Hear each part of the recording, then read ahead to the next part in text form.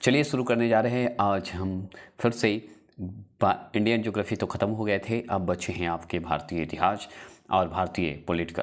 तो भारतीय पॉलिटिकल को हम शुरू करने जा रहे हैं और शुरुआत है भारतीय राज व्यवस्था, जो कि आप देख रहे हैं। तो सबसे पहला टॉपिक है भारत का संवैधानिक विकास, जो कि आप सभी एग्ज़ाम के लिए तो इम्पोर्टेंट है ही, लेकिन मैं जो तैयारी करवा रहा हूँ वो करवा रहा हूँ BSPHCL का, जो कि आपके लिए वेरी वेरी इंपॉर्टेंट है। और ये सारे एग्ज़ाम के लिए बहुत ही पॉइंट ऑफ व्यू से ज़्यादा इंपॉर्टेंट है, तो देख सकते हैं। और चलिए आज शुरू करते हैं भारत का संवैधानिक विकास। इसे भी हम 10 से 15 दिन में समाप्त करने की कोशिश करेंगे। तो चलेंगे, पहला सवाल है, भारतीय संविधान के ऐतिहासिक विकास का काल कब से प्रारंभ माना जाता है? तो 1600 ईस्वी से माना जाता है। तो भारतीय संविधान का ऐतिहासिक अगर विकास का काल पूछा जाए तो याद रखिएगा 1600, क्योंकि ईस्ट इंडिया कंपनी 1600 में आई थी, उस समय से ही समझिए माना जाता है। रेगुलेटिंग एक्ट कब पारित किया गया? तो याद रखिएगा 1773 ईस्वी में पारित किया गया था, ये ध्यान रखिएगा। सबसे पहला क्वेश्चन बनता है कि सर्वप्रथम उच्चतम न्यायालय की स्थापना का प्रावधान जो है किस अधिनियम के द्वारा किया गया था? जो कि 1773 रेगुलेटिंग एक्ट के तहत ये किया गया था, जो कि सर्वप्रथम उच्चतम न्यायालय की स्थापना का प्रावधान किया गया है। आगे सवाल बनता है कि किस अधिनियम द्वारा भारत के गवर्नर जनरल को अध्यादेश जारी करने की शक्ति प्रदान की गई? बता सकते हैं। तो याद रखिएगा भारतीय परिषद अधिनियम 1861 के तहत ये किया गया था, याद रखिएगा 1861 के तहत। तो अगर पूछ दे कि गवर्नर जनरल, भारत के गवर्नर जनरल का को अध्यादेश जारी करने का शक्ति प्रदान किया गया है, तो भारतीय परिषद अधिनियम 1861 के तहत किया गया था। नेक्स्ट क्वेश्चन इसमें बनता है कि भारत के गवर्नर जनरल को किस एक्ट के द्वारा अपनी समिति के निर्णय का अस्वीकार करने का अधिकार भी मिला था? तो याद रखिएगा ये मिला था 1786 में। 86 मतलब 1786 के अमेंडमेंट मतलब अधिनियम को कहते हैं अमेंडमेंट एक्ट के तहत, ये याद रखिएगा। थोड़े से बोलने में स्पीड में थोड़ा से अकला जाता है, इसलिए सॉरी। चलेंगे आगे चलेंगे, तो 86 याद रखिएगा अमेंडमेंट, याद रखिएगा एक्ट के तहत हुआ था।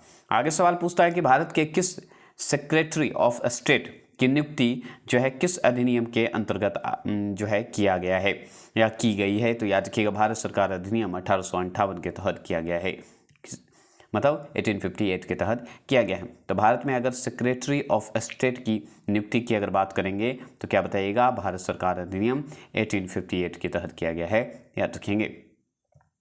इससे सवाल और बनते क्या है भाई कि किस अधिनियम के अधीन जो है अप्रत्यक्ष निर्वाचन के सिद्धांत की जो है सिद्धांत को मान्यता दी गई है? तो याद रखिएगा भारत परिषद अधिनियम 1892 के तहत किया गया है।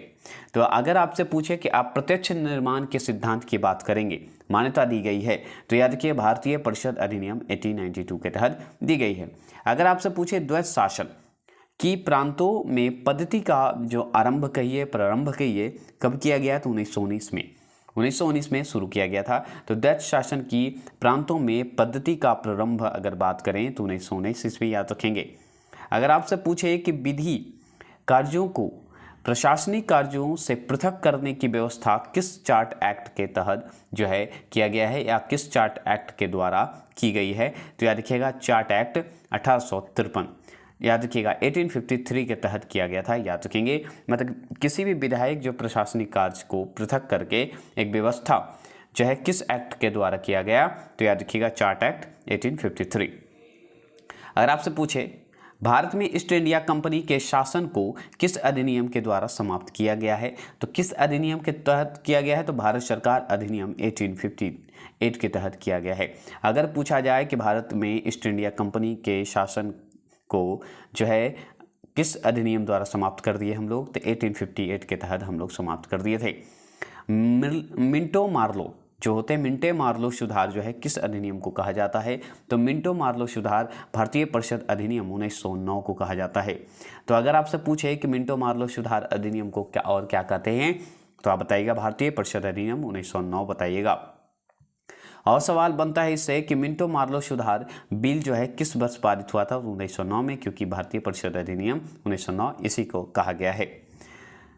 आगे सवाल बनता है कि महारानी विक्टोरिया को भारत की सामग्री कब नियुक्त किया गया है? तो याद रखिएगा 1877 में किया गया है।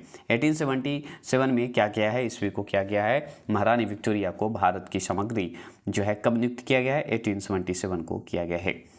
आगे सवाल है मार्लो मिंटो सुधार का उद्देश्य क्या था? तो याद रखिए पृथक निर्वाचन प्रणाली बनाना ही इसका मेन कारण था। प्रशासनिक अलग कर देना, कुछ भी पृथक कर देने की बात हो रही है। निर्वाचन जितनी भी प्रणाली थी उसे पृथक करने का काम मार्लो मिंटो सुधार का था। आगे सवाल है मुसलमानों के लिए अतिरिक्त निर्वाचन मंडल प्रारंभ में किसके द्वारा लाया गया था? तो याद रखिए मार्लो मिंटो सुधार 1919 के तहत लाया गया था।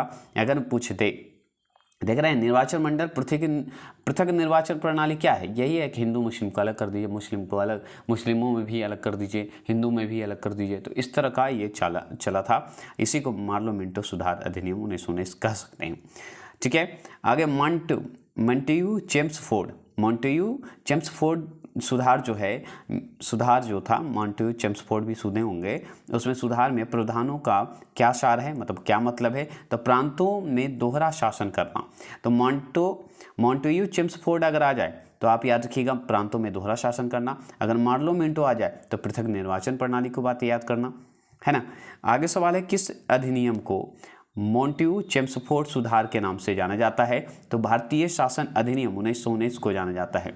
ठीक है, 1909 को क्या कहा जाता है जानते हैं आप? अभी पढ़े हैं मार्लो मिंटो है ना, मार्लो मिंटो जो है, मिंटो मार्लो जो सुधार है याद रखेंगे 1919 कहेंगे, है ना, और 1909 कहेंगे, सॉरी। और अगर आपसे मॉन्टेग्यू चेम्सफोर्ड सुधार कहेगा तो 1919 कहेगा भारत शासन अधिनियम को, याद रखेंगे। ठीक है, भूलिएगा नहीं। आगे सवाल पूछता है कि भारत में संघीय व्यवस्था के लिए किस अधिनियम में पहली बार उल्लेख किया गया है? तो याद रखिए भारत सरकार अधिनियम 1935 में उल्लेख किया गया है। पहली बार उल्लेख किया गया था भारत में संघीय व्यवस्था के लिए किस अधिनियम में पहली बार बात हो रही है कि उल्लेख किया गया था? तो ये जो 1935 है ना, ये इसी में हम लोग का चर्चा किया गया था। तो भारत सरकार अधिनियम 1935 में चर्चा पहली बार की गई थी भारतीय संघ व्यवस्था की। किस अधिनियम के तहत अखिल भारतीय महासंघ स्थापित करने का प्रावधान शामिल किया गया है? तो भारत सरकार अधिनियम 1935 में ही किया गया था, क्योंकि महासंघ हो या संघीय व्यवस्था हो, ये सब चर्चा हमारे भारत सरकार अधिनियम 1935 में, ये इसलिए इम्पोर्टेंट है। आगे सवाल है कि भारत शासन अधिनियम जो 1935 है द्वारा स्थापित जो संघ में अवशिष्ट शक्तियाँ किसे दी गई थी? तो गवर्नर जनरल को दिया गया था। तो भारत के गवर्नर जनरल के रूप में भी आप सुनेंगे बाद में, है ना। तो 1935 द्वारा जो स्थापित संघ में अवशिष्ट शक्तियां गवर्नर को दिया गया था। आप जानते हैं किस अधिनियम के तहत प्रत्यक्ष निर्वाचन सिद्धांत को मान्यता दी गई? तो भारत सरकार अधिनियम 1919 को दिया गया है, याद रखिएगा। तो भारत सरकार अधिनियम 1919 को ही दिया गया था स्पेशल निर्वाचन, प्रत्यक्ष निर्वाचन सिद्धांत की मान्यता। सर्वप्रथम संविधान सभा के गठन का आश्वासन किस प्रस्ताव द्वारा किया गया था? तो याद रखिए क्रिप्स मिशन के तहत किया गया था। किसके तहत? क्रिप्स मिशन, मतलब क्रिप्स योजना के तहत किया गया था, याद रखेंगे। चलिएगा, अब ज़्यादा बड़ा टॉपिक नहीं है, बस इतना ही और छोटा है, खत्म हो जाएगा। ठीक है, और जहाँ पे मुझसे गलती हुई उसके लिए क्षमा, नेक्स्ट वीडियो में अच्छे से करूँगा, क्योंकि हमको टाइम ज़्यादा हो रहा था इसलिए स्पीड करना पड़ गया। आगे सवाल है भारत सरकार द्वारा, याद रखेंगे, अगस्त प्रस्ताव एक आता है, कब पारित हुआ था? तो याद रखिएगा 8 अगस्त 1940 में हुआ था, याद रखेंगे। देख रहे हैं क्वेश्चन जो जैसा बनता है क्वेश्चन आपको एसएससी में या कोई भी एग्जाम क्षेत्र में या कोई भी कंपटीशन में, वो हूबहू दे रहा है। तो भारत सरकार द्वारा जो, एक मिनट, हाँ, भारत सरकार द्वारा जो अगस्त प्रस्ताव आया था कब पारित हुआ था? तो 8 अगस्त 1940 ईस्वी में पारित हुआ था। आगे सवाल बनता है राजगोपालाचारी फार्मूला कब प्रस्तुत किया गया था? तो 10 जुलाई 1944 को किया गया था। राजगोपालाचारी, याद रखिएगा, राजगोपालाचारी फार्मूला एक आया था जो कि प्रस्तुत किया गया था 10 जुलाई 1944 को। अगस्त प्रस्ताव आया था 8 अगस्त 1940 को। आगे सवाल आपसे पूछेगा अधिशासी परिषद के गठन का प्रस्ताव जो है किस योजना के अंतर्गत दिया गया है? तो याद रखिए बेवेल योजना के तहत दिया गया है अधिशासी परिषद की अगर बात करेंगे तो।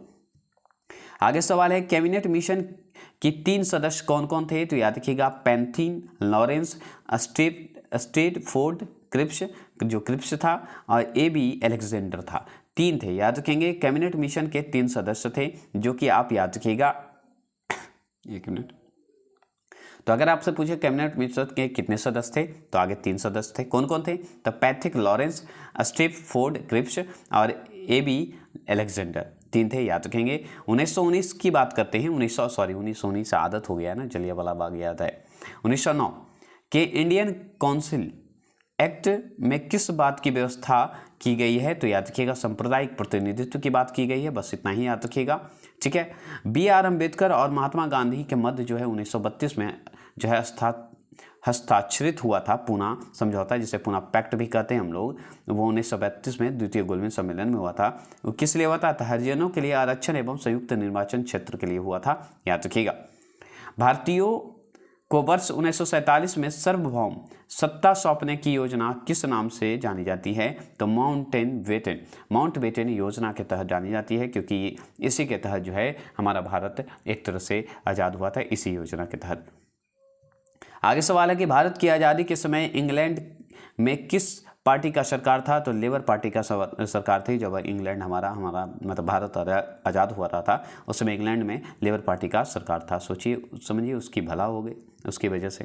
किस अधिनियम ने केंद्र के द्वैध शासन प्रणाली को स्थापित किया था? तो भारत सरकार अधिनियम 1935 में किया गया था। नेक्स्ट आएगा आपका संविधान सभा। तो ये क्वेश्चन आपके लिए बचा हुआ है, और ये जो है ऑनलाइन कल करवा देंगे। ये भी शॉर्ट वीडियो में हो जाएगा, छोटा सा वीडियो है, ज़्यादा क्वेश्चन नहीं बना है। और जितने भी ये क्वेश्चन करवाया जा रहा है, इस क्वेश्चन का PDF आपको टेलीग्राम पे दे दिया जाएगा, बस इतना ध्यान रखिएगा। जय हिंद, जय भारत।